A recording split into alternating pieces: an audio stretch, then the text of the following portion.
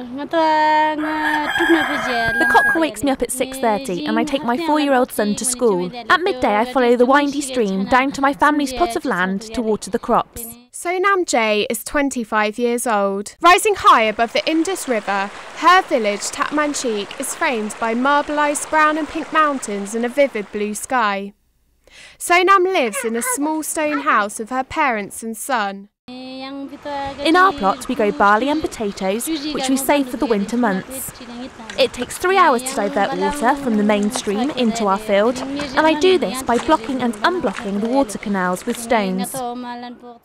The region of Ladakh is cut off from the outside world for 8 months a year as snowfall blocks the two roads out.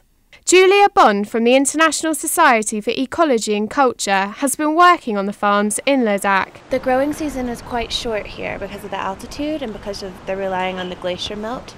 So you're really looking at just a couple of months. And in that time, they've devised really developed way to irrigate their fields.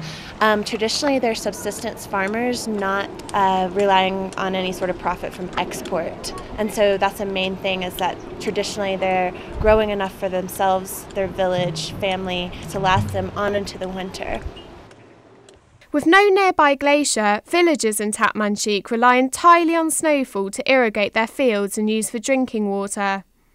In the last 3 years, Sonam has seen an increase in the amount of snowfall, which has meant she is watering her crops every week instead of every 3.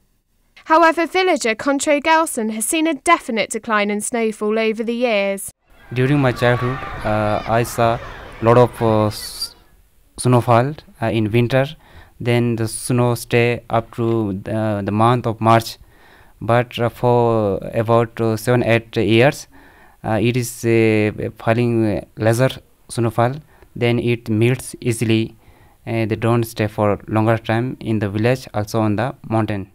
3 years ago, Tatmanchik had hardly any snowfall. But what do they blame for the changes in weather? Stan Zinoja made a documentary on climate change in Ladakh and spoke to several villagers about the change. He said, "They never one single person says there is a climate change, but they just say there's lots of changing around us. We can't understand what it happened to us." When I arrive home, my son is back from school and I play catch with him until it's time to milk the cows. At 10 in the evening, I cook dinner for my parents, who have been tending to our other plot of land high in the mountains. This year, Sonam has sufficient water to grow her crops, but as water scarcities loom, how will these communities survive?